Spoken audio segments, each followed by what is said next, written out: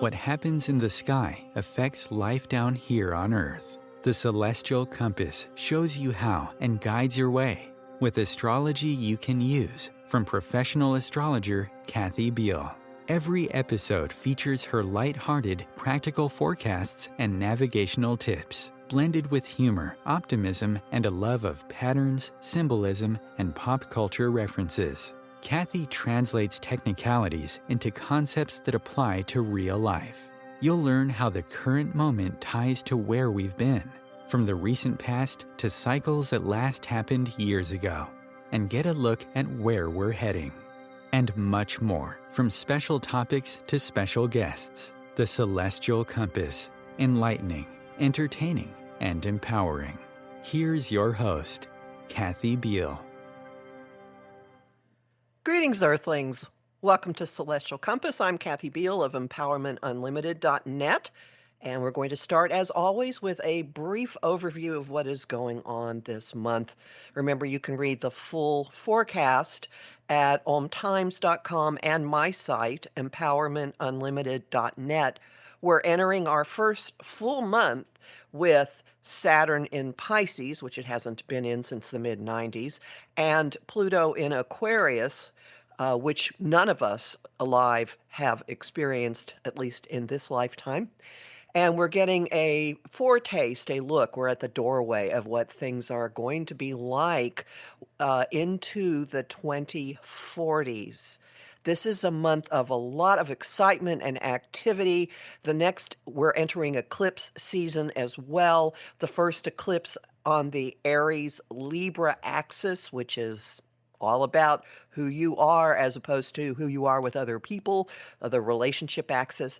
The first eclipse in that is the new moon towards the end of the month, actually on the 19th or 20th, depending on where you are, at the very end of Aries, setting this cycle off in a huge way. So this is a month where you will find yourself walking into territory that's different from what you've been experiencing, and it's that you will have the opportunities and probably the motivation to take some risks, to try some things you haven't done, and ultimately to find yourself being catapulted into an exciting new direction, at which point Mercury goes retrograde in Taurus, and we get to look at what's really going on down here on Earth. There's a Mercury retrograde guide at OMTimes as well by me that I refer you to for that. And with that, I am very excited to move on to the main topic. I'm going to primarily talk about Saturn in Pisces and probably a whole lot more with a guest that I'm very honored to introduce to you, Frank Clifford, an astrologer, author, and principal of the London School of Astrology. He has been a consultant astrologer and palmist since 1989, and he teaches and writes about both subjects. He was honored with the Charles Harvey Award for exceptional service to astrology in 2012, a writing award from ISAR in 2016, and a Regulus Award nomination in 2018. His dozen books include the Interpretation Manual, Getting to the Heart of Your Chart, and a guide to forecasting, the Solar Arc Handbook. Frank teaches astrology and palmistry online and in person, and his courses are also available in Chinese, Japanese, and Turkish. Welcome, Frank. Thank you, Kathy. Yes, I think I was so bowled over by that intro, I probably cut the phone line down. Well, Uranus and Taurus. I am doing great, and I'm thrilled you're here. Oh, thank you. It's great to be here. And yes, it's an exciting time, isn't it? Absolutely. And I would like to go back in history for just 1 second, if you don't mind. Could you tell us how you came to astrology? Well, I was very fortunate to be living in London. I still am. And I didn't quite realize when you're 16 years old, it was 1989, I was 16 years old, didn't realize how fortunate I was to be in London with so many amazing astrologers at my doorstep. And there was Liz Green teaching, Melanie Reinhardt. There were a whole range of amazing people. Now I realize how lucky I was. But back then also I went at the age of 16 to see an astrologer called Tad Mann.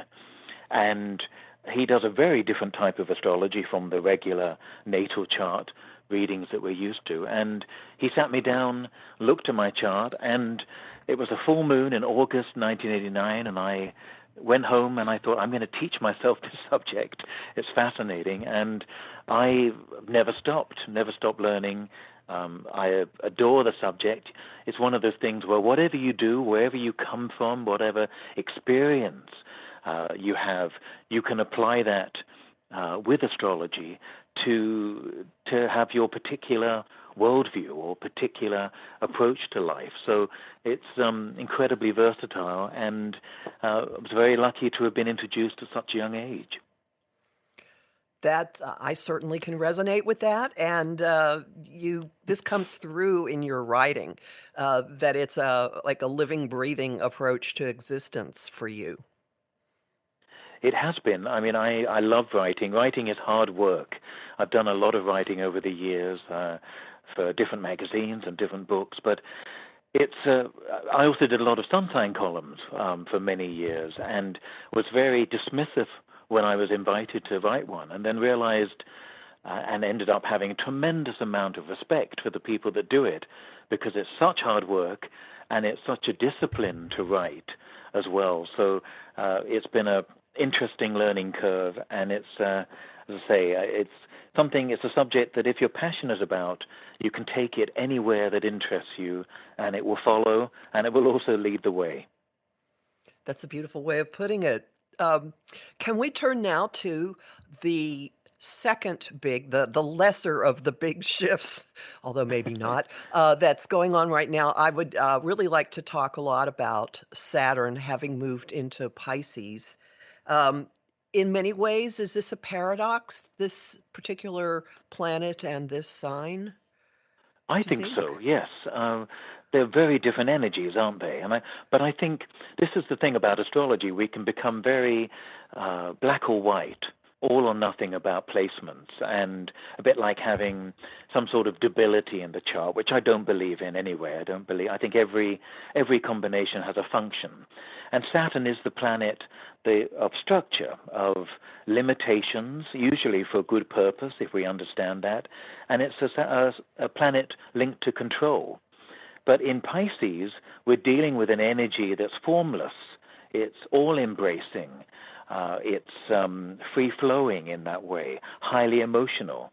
And so when they're put together, they seem incompatible. But it's really about having to work with something you feel, I would say, is sort of like a creative structure. Or what I think really is that if you can channel a sense of commitment to some sort of creative or spiritual endeavor, then adapt it into your lifestyle without feeling like it's a big commitment. You see, Saturn tends generally to demand that we commit for life, or we put down the tracks for the next 2-3 years. And Pisces will always try to avoid that. Its energy doesn't want to be trapped. And so my feeling is to sort of set up a structure that allows you to have a day a week running, whether it's going to dance class or running an art class or learning to sing or to do something highly creative or spiritual, some sort of spiritual discipline, but to lose yourself in the process and not feel like I have to do it. It's a new regimen. It's a New Year's resolution. So in a way, it's sort of losing yourself in the creative process, allowing time for it, but not being totally rigid about your commitment. And I think that's probably one of the ways to navigate this interesting energy. That's a really healthy. Oh, I'm so sorry. My computer is making noises I don't want it to. Um, that's a really healthy way to approach this, it seems to me. What about boundaries, about taking control of feeling things from other people, those who get overrun by, the world being too much for them. Is there some kind of Mm. potential with that as well?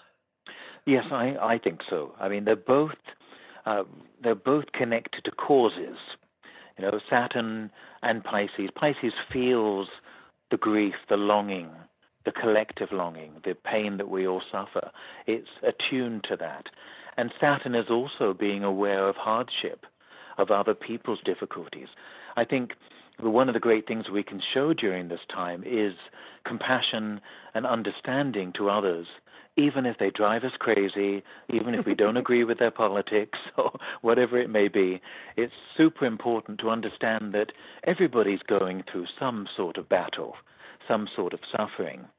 And what I've been saying to some of my clients recently, and to my students too, is if you can find a way to dedicate yourself in a Saturn way to some sort of service or devotion, if you can find a group of people or just a little corner of society where you can give freely of your time and your compassion, and do so if you can in some way over the next few years.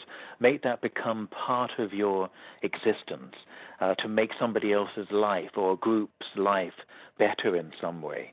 But the key always with the Saturn in Pisces is not to become a victim of your own commitment, because often we think of Pisces sometimes as the victim or the martyr.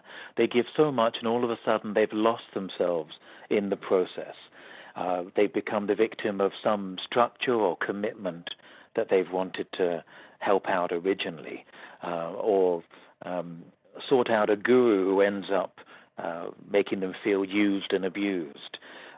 So it's about, in some way, being of service, but not losing yourself. And as I've said to clients recently, actually, by doing that, finding something that you can give yourself with compassion unconditionally, you'll find yourself in that process rather than losing yourself. But you do need a little bit of boundary and containment and not be engulfed by it all, if that makes some sense anyway.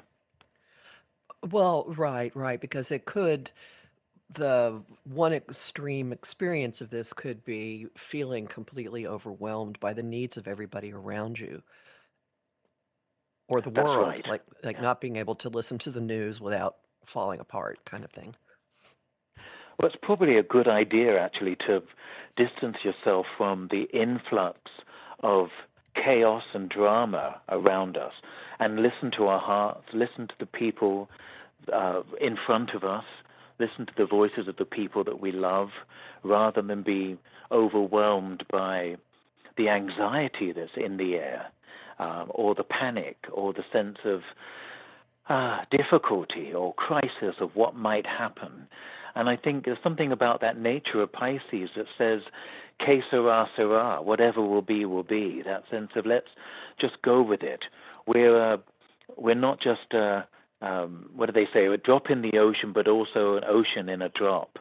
I think what we learn from Pisces, and maybe this is what the learning process of Saturn will be for the next 3 years, is that everything is of consequence, but ultimately everything is inconsequential. It's just a drop in the ocean. And if we can play with that paradox and not get too sucked up in the drama of what may be, and focus on what feels right for us, and be around the people that really are nurturing and healing us, then I don't think we can go wrong, or at least we can't start off in the wrong direction. Well, have you thought about the role that various forms of escapism might play? And I'm thinking specifically of drinking and drugging or succumbing to Yeah. that. Well, I think there may be more boundaries. Certainly, Saturn, when it moves through a sign, speaks of certain societal limitations. There may be new laws that come up. We may be seeing that in the news. But I think if you've got a sense of purpose and a sense of meaning in your life, and that's often through service to something larger than yourself, then the need to transcend in unhealthy ways often disappears, or it dissipates at least. That's beautifully put. Thank you. One thing I've been wondering about, and I wonder if you've looked at it from this way. There is a group of people who were born in 1965 to 68, 69, who have Uranus and Pluto conjunct. Have you thought about what Saturn moving into an opposition with that conjunction in Uranus, I'm sorry, in Virgo, might be down the line for this group of people? That's a good question. I haven't thought about that, actually. I'm sure I will be forced to think about that pretty Yeah, because I soon. suspect your clients will be coming with it. That's right. And you see, I think it's an interesting generation, the Pluto and the Uranus in Virgo generation, particularly when they were together in the mid-60s, because not only are they being born into a time of tremendous revolution and social speeded up change, but also that seed is going to become, they are the leaders of today and the leaders of the future.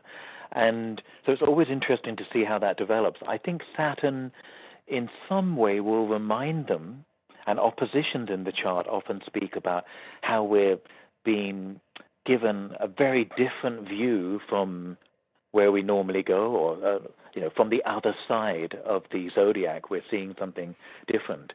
I think that generation were taught that work, data, information is paramount, is king. Health, medication, all of those things. And that it's the generation of the workaholic, really, that's developed from the mid-60s. And they bought the idea, and this may be a little bit controversial, I think they bought into the idea that you work until you drop. And perhaps the Saturn in Pisces opposing that is saying you can do things differently. You don't have to get to 60 years old, which they will be, obviously, in a year or two. Don't have to get to there always thinking about the security that Virgo craves, the systems, the assurances, and maybe the Saturn will test that boundary. I think we're already seeing that a bit in France with people protesting against the change of retirement and pensions. And that's one of the things I always felt that Neptune in Pisces would do. It would dissolve the age of retirement, and that idea of, well, you just keep going and we'll use you in any capacity. And maybe the Saturn in Pisces is saying there's a different way. You don't have to sacrifice yourself to society. You don't have to sacrifice your life to work, where you retire and then you're dead within a few years. What I always say to my clients is, if you're going to retire, don't retire from life, just retire from work. And retiring from life is the biggest problem people have. They seem to think, well, I'm too old, I'll just sit in my garden shed and I'll do something. And that's absolutely fine if they're enjoying that. But so often people give up their passion, and you need to replace it with something. If you're going to give up your work, which has been a passion, perhaps, if you find something else that you can do. So my feeling is it's probably going to be a good reminder of mortality, in the sense that we have limited time, and therefore going after what you really want and what feels meaningful to you is going to be the key, rather than just staying on that hamster wheel that I think that generation has been on for many, many years. What's your thought? Well, thank you for asking. I have several thoughts on this. The first is that this opposition is following on Pluto in Capricorns having trined that Uranus and Pluto placement. So there's been already a lot of deep issues coming up. I've observed this in people of taking action based on deaths that they're seeing around you, them, and saying, oops, I have X amount of time and I want to do something different with it.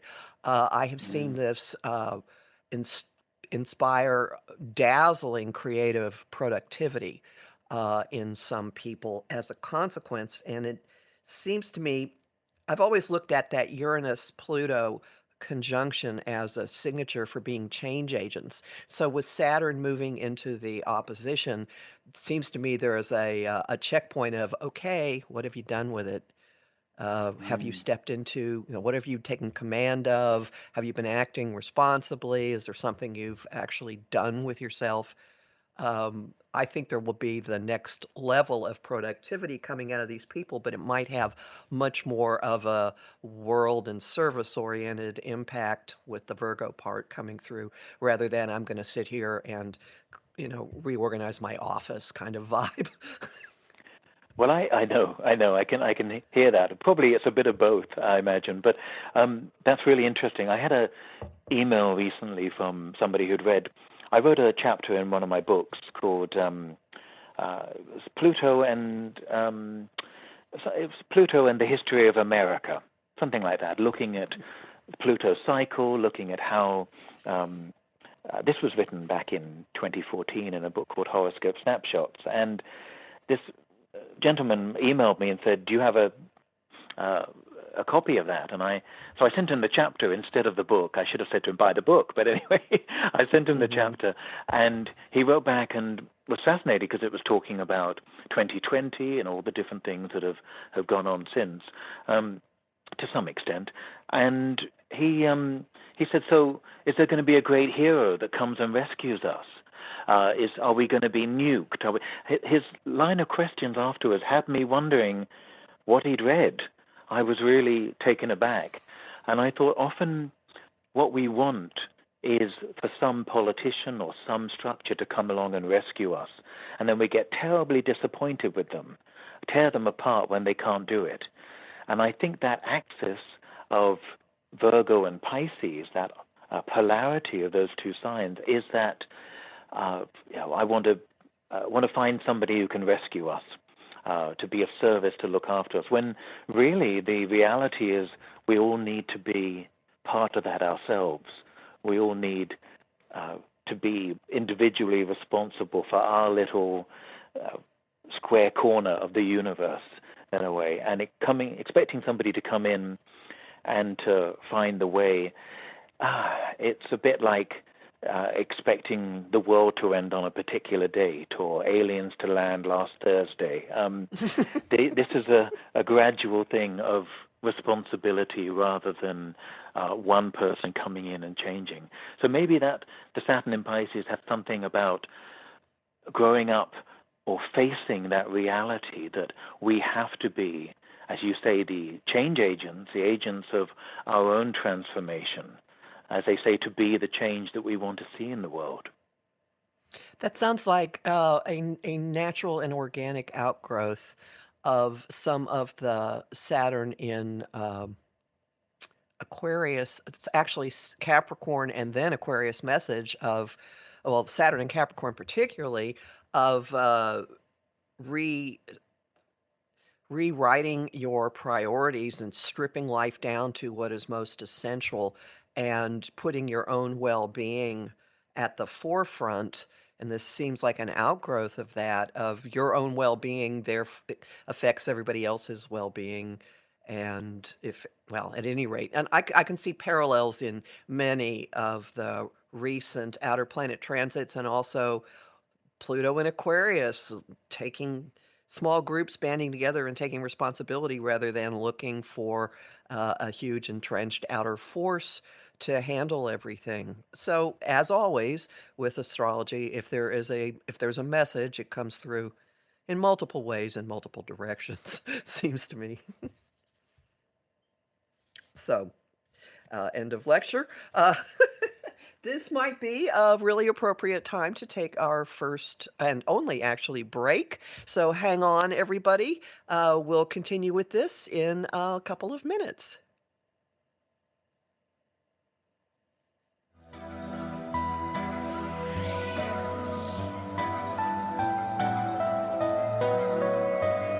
Conscious media for conscious minds. OMTimes.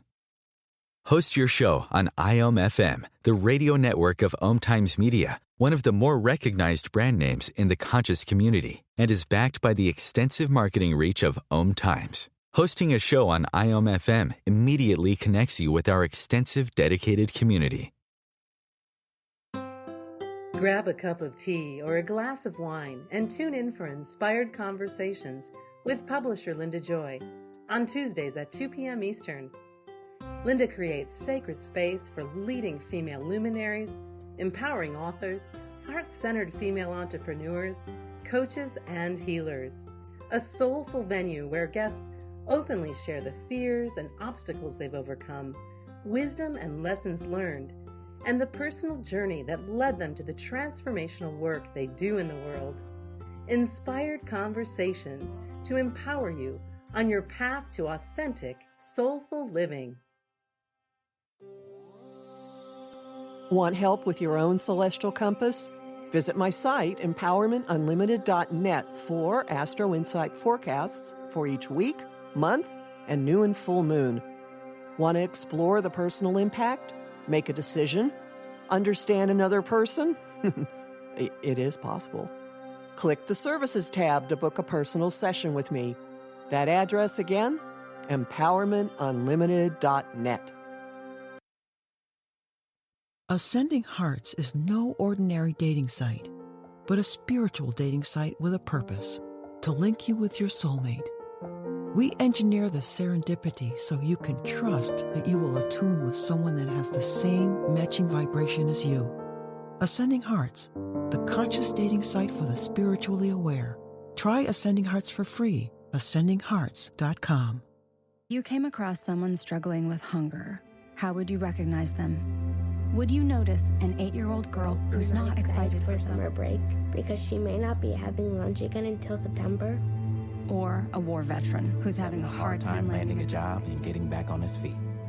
I am the 1 in 8 Americans who struggle with hunger. I am hunger in America. Hunger can be hard to recognize. Learn why at IamHungerInAmerica.org. Brought to you by Feeding America and the Ad Council.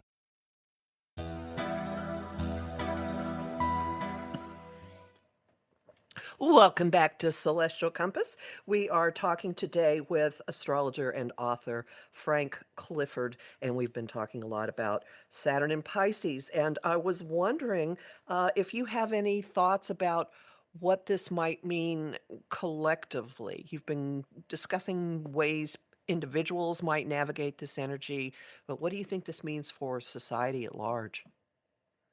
Well, hi, Kathy. Yes, that's an interesting one, isn't it? I think after 5 years, or 6 years really, of Saturn in its own signs of Capricorn and Aquarius, we're starting to feel a little bit more able to navigate different types of waters. I think Saturn has felt restrictive for a lot of people. So my feeling is the invitation, and I like to think of these ingresses, these transits as invitations, is to hopefully show a little bit more kindness to each other as societies, to be able to find common links.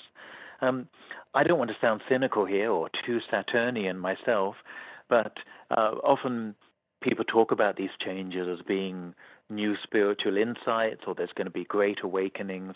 Again, I think that these start on a personal level. They don't really manifest globally or on a societal level until we've come together individually or in smaller groups. So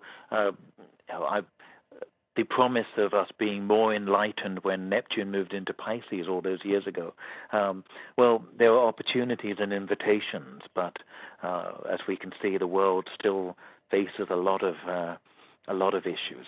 So maybe it's about reconnecting with that all-encompassing, softer spirit of kindness to each other that I would like to see. I'm not sure if I'd bet on it quite yet in terms of what we see in society, but I'd like to think that we showed more insight and compassion. Yeah. I'm wondering personally, well, when Saturn first changes signs, often you see a kind of an overload of the burdensome or obligation or heavy end of expression, and I'm wondering if the uh, outburst, flurry, not just in the United States, but in other countries of legislation targeting less protected members of society, um, women, but particularly transgender and LGBTQ people. I think there's an African country, I believe Uganda, that's just outlawed homosexuality. I'm wondering if this is the going overboard of government attempting to clamp down on or hinder people who are generally victimized. Just a Yes, thought. I think Pisces speaks of the disenfranchised. It speaks of the people that are forgotten, or the people that have to really work hard to obtain equal rights. I always think of Pisces as the survivor of the zodiac. I call it the rest cures religion and pills sign from the song, because when you look at people with strong Pisces in their chart, they've been through everything, and yet they're still here. They're still able to function. There's a tremendous strength that I think goes unrecognized in the sign.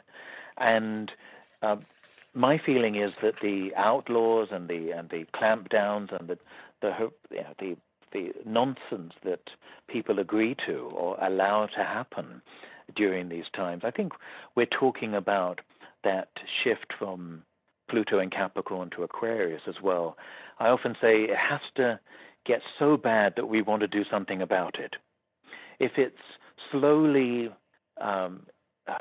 integrated into society, or it becomes in a very subtle way a restriction, and there's not much fanfare, or it's done with half manipulation or whatever, we don't tend to notice it much. The idea of spin has been around for many, many years, but I think when Uranus moved into Pisces, we had the real sense of being spun by government policies and different things like that, or just being deceived with fake news, etc., and all of that. So my feeling is that it's going to have to get so loud and difficult in the coming 18 months as Pluto goes back and forth into Aquarius, back into Capricorn, that we're going to have to see very starkly what is right and what's wrong. And astrology is one of those amazing subjects, as you know, Kathy, that it reminds us how alike we are, how more alike we are than we're unalike. And you meet students at the very beginning of their studies and they say, I'll never date another moon in Cancer, or I'll never go out with another guy with Venus in Scorpio, whatever it may be. And then we realize, of course, that the people that we admire, the people we learn from, have those placements too. And we recognize that we all have these remarkable 12 archetypes of the signs in us and around us. And to be prejudiced against one corner of society or 1/12 of the population on a particular sign feels very narrow. And astrology teaches us that whatever we might think of somebody, whether they're president of the U.S. or prime minister somewhere, most of them are actually being their chart. And it's a reminder of the 1,001 ways we can express ourselves. So it sort of opens the door for more compassion, I think, when we learn astrology and realize that people aren't simple stereotypes or good or bad. There's a whole spectrum of possibility. Maybe that's going off topic a little bit, but I think we tend to project our anger or frustrations in ourselves, or the unacceptable in ourselves, onto the people. Maybe the Saturn in Pisces is reminding us that we have to leave that door open a little bit. As you're saying this, I'm thinking of two films, how's that for Pisces, that actually are lessons in this. They're from, I think, the 80s, Jean de Florette and Manon of the Spring, and it's about a man and his wife who are trying to get a well on their land, and the man who lives next door just does horrible, horrible things to them to prevent them from getting access to the water. And he basically ends up destroying the young man, and then learns, of course, the young man is his son. Right. So Yeah. there are all kinds of messages of actually what you're railing against really strongly, you're related to. So I think that's a really Yes. good thing to keep in mind with this. Thank you for making that point. Well, Um, it's the interconnectedness of Pisces as well that's so important. We know that if we harm something outside of us, it's really part of us too. And the idea of directing your frustration out to a particular group or denying them the right to be who they are is, is really a reflection of the contempt you may feel for yourself or what you allow into your own inner circle in a way. But it's a fascinating time where we're on the verge of that idea of cancel culture that's so prevalent in England, where I'm calling you from, and obviously in various parts of the world. And what it leaves out is the opportunity to dialogue. In recent months, I've been watching a lot of videos on YouTube, a lot of news from people.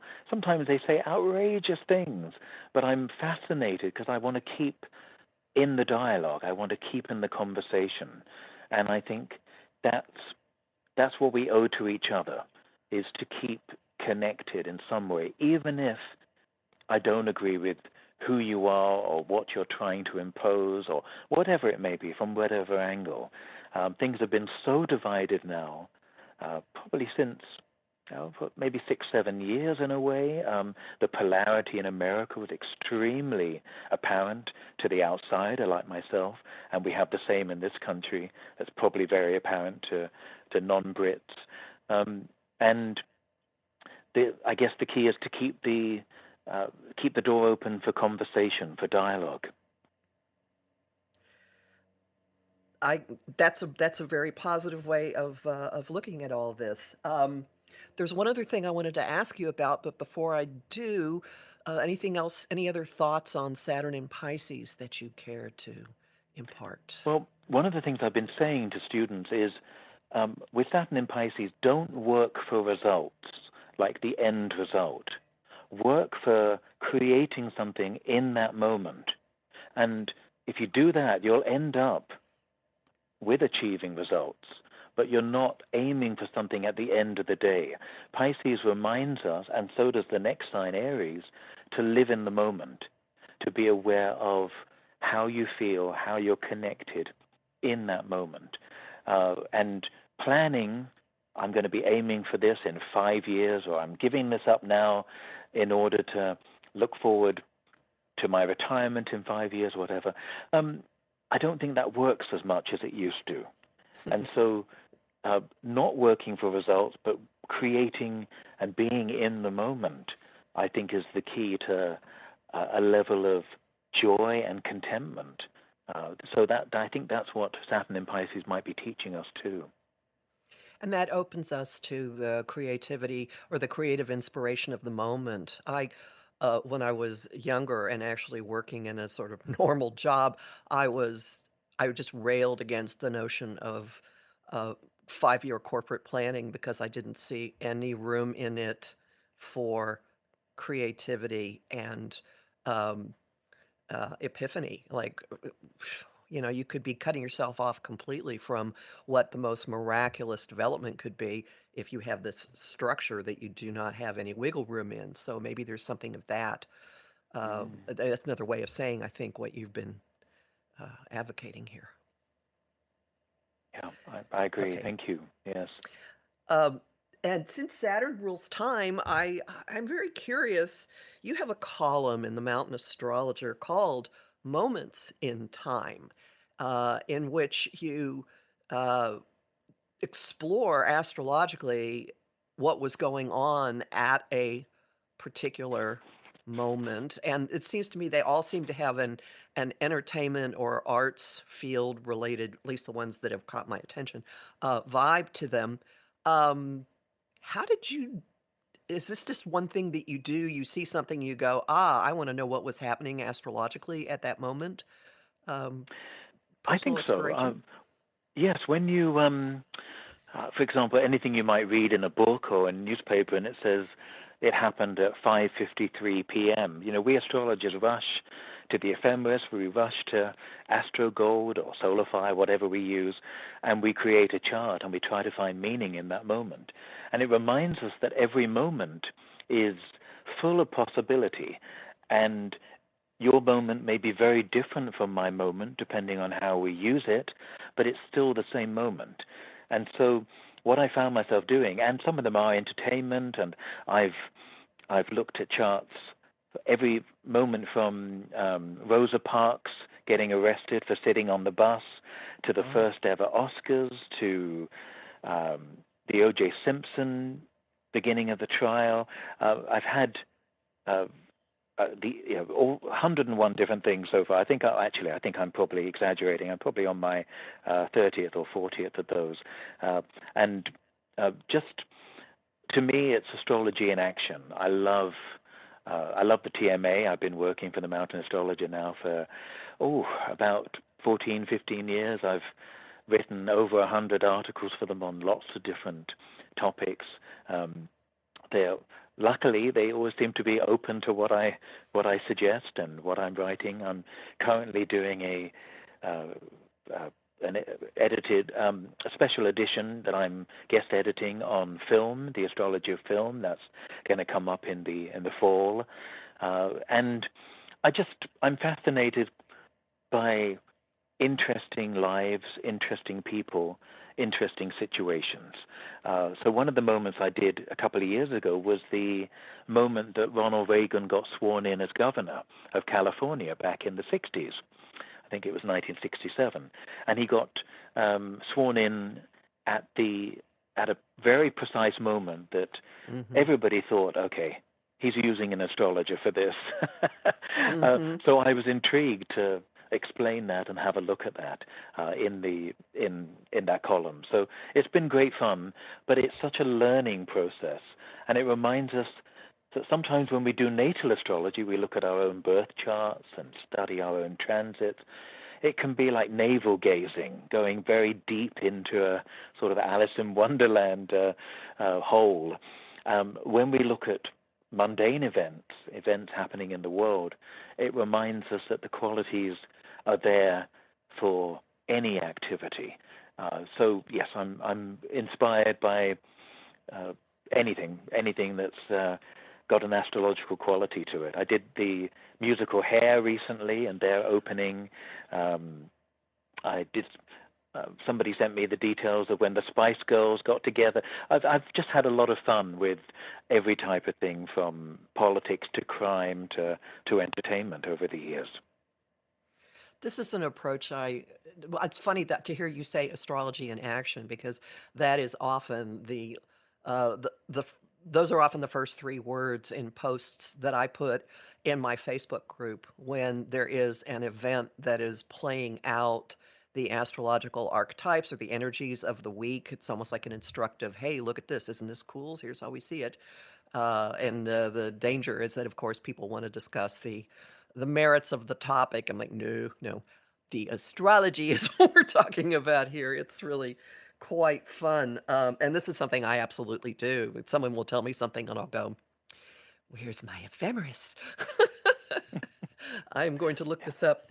And sometimes it's extraordinary. A few years ago, I was involved in a, insane as this sounds, theremin orchestra in Brooklyn that was going to play a piece that had been premiered and played only once before, and I had the premiere date and time, and I knew when we did it, and the parallels were mind-blowing. The same moon. Same thing with a show that I was in, involving the Marx Brothers. In the charts of our opening and the show's Broadway opening were absolutely connected. And I just hear a song that Fred Rogers, who was a 29-degree Pisces sun, used to sing, "Everything goes together because it's all one piece."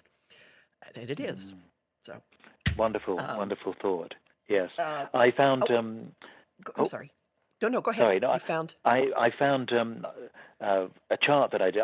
I'm always thinking of new ideas for books and magazines and all sorts of things. I spend my life. Then I save the chart and make a note of it. And I did a book called "Gonna Live Forever" last fall, and it was a fundraising book based on the 1980s television show Fame and the film, and we raised a lot of money for a children's hospice, and I'm very so proud to have written this book in about a 6 or 8 week period. And as I was writing it, I'm thinking, why am I so driven at the moment? I had a deadline, of course, that would do it. And then I found, as I was going through my files, I found the original idea I had for this book some 15, 20 years ago, and only finally got around to it last year. And the chart just fit with the transits of what were happening last summer. And it's a reminder that everything we do, again, that Pisces feeling of being interconnected. So we never stop learning. And I always think of the chart as like a magnet. We get attracted to people and situations at particular moments that really resonate with us. You could think of it in a musical note or some sort of musical bar, or simply a magnet. And we're doing this constantly. And the next time you and I get together, Kathy, there'll be a transit that links to today's conversation, I'm sure. That's what's so fascinating, endlessly fascinating about this amazing subject that we study. I agree completely. And I'm hoping there will be another time we get together. Could you talk just a little bit about the Moment in Time column about the first performance of Hair? Oh, yes. Well, I have to think back now. I'm always doing something new. I've just... right, I know you wrote it in what months way? ago. What would you like to know? Well, it seems to me it ties to what we've been talking about, because it happened while Uranus and Pluto were conjunct. That's true. Well, let me look it up as I'm... Yes, it was October the 17th, 1967, about 8:30 in the evening, I'm told. My computer tells me right now. And let's have a look. It was, yes, of course, it was Manhattan. Yes, Uranus, Pluto, opposite Chiron as well. What did I have to say about it? I think I recall you did good, about yes. how it came after the tumultuous events of the 60s. There was, anyway, I will let you talk while I look at it. Well, you might remember more than I do, because I've moved house since I wrote that, and I've moved 4,000 books and just a huge amount of stuff and research that I have. I'll have to think about what I wrote, but it was the chart had a Sun in Libra, Gemini rising, and midheaven in Aquarius. So it was very air. Not air. It was very connected to what was going on in society at the time. It also happened at a full moon. And one of the things that I'm always intrigued by is the advice astrologers give to launch something at a new moon. When my astrology pal, Dietrich Pessen, who's based in Massachusetts, she says, never start anything, never launch anything at a new moon, because there's not enough light. We don't have enough information yet. And the new moon is fabulous for brainstorming, creating wish lists, etc. But it's not until 7 days later, at the first quarter moon, when the moon looks half full, we can actually take action. So at the full moon, it's at its magnitude that we can launch something. And I've launched over the years parties and events at the full moon. Hair was launched at a full moon. And the thing about that is that it captures the zeitgeist. It captures the imagination. It also can be, full moon can be dramatic. You have a party at a full moon and everybody turns up. People you haven't invited also turn up. People drink too much. People break up long-term relationships on the staircase.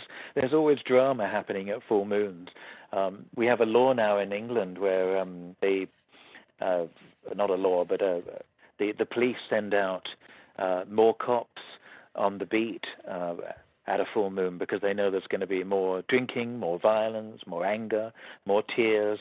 So hair being that full moon moment as well probably does speak to how it reflected the youth, the burgeoning power and the growth of that generation that were really finding their voice as well.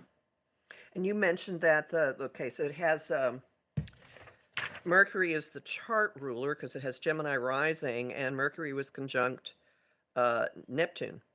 Yes. At that moment in Scorpio, which is kind of appropriate given what the musical was about. That's right. I mean, it was provocative, and Scorpio doesn't like BS. When you've got Mercury in Scorpio, you can't do small talk. What you say, it's like a dart. It's going to be aimed in the right place, at the right target, with precision. And maybe the Mercury-Neptune was really talking about the counterculture at the time, the sexual revolution, the opposition to consumerism, encouraging with Mercury-Neptune Eastern philosophies, alternative lifestyles, things that pushed the parents. I think the mid-60s were fascinating because it really, the 50s invented the teenager, the idea of the teenager and being their own group. By the mid-60s, those teenagers were now fully formed adults with ideas of their own, not wanting to play the game that was set up for their parents. And certainly the divide was very obvious. And I think hair seemed to capture that. It's a little bit before my time. I was born in 73, but I have friends and people that hair changed their lives. Whichever part of the world they saw it in, it really spoke to them as being the beginning of maybe the Gemini ascendant is the beginning of the important questions being asked as well. And part of why I brought this particular moment in time up is that now with Pluto in Aquarius, you're going to be hearing the signature song from this show, Aquarius, Let the Sunshine In. I'm already hearing it way too much. So there's something about this particular moment in time that could end up being really important, instructive, indicative, symbolic for what we're going on now. And for people to understand, this is in the current issue of the Mountain Astrologer, which is the preeminent astrological magazine, I do believe, on the planet, and well worth your looking into. I agree. I love what they do, and they have new ownership now, and a different style coming in. And again, it's important to keep things fresh. Yeah, absolutely. I did some things for it in the 90s, and I've been a subscriber for a very, very long time, and highly recommend it. In the last few minutes, I'm so happy that you have joined us. I really appreciate you sharing your wisdom and your teaching. Can you tell people where they can find you? Oh, thank you. Thanks, Kathy. Well, I'm online. I do a lot of my work online now with students. I'm taking a bit of a sabbatical from clients at the moment so I can get some other projects finished.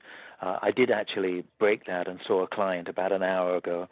It was a long-term client who wanted to see me about particular urgent issues. But you can find me at the LSA, www.londonschoolafastrology.com, and we have all sorts of short courses, long courses, one-offs, Yesterday, if I can say yesterday, because it'll be about a week ago by the time we go on air, but just recently, I'll say, we do lots of freebies. So yesterday I put together an hour on how to write and how to understand sun sign forecasts, because a lot of the students are curious about that. How does it work? How is it different from the natal chart?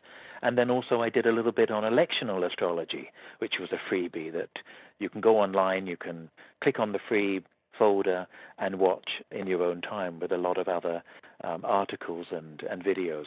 We did something on electional, and as you know, Kathy, electional astrology is just fascinating, learning to pick the right time for a meeting or to sign a contract or to get married, that sort of thing.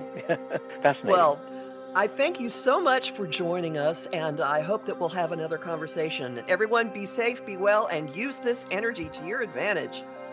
Talk to you again soon. Bye.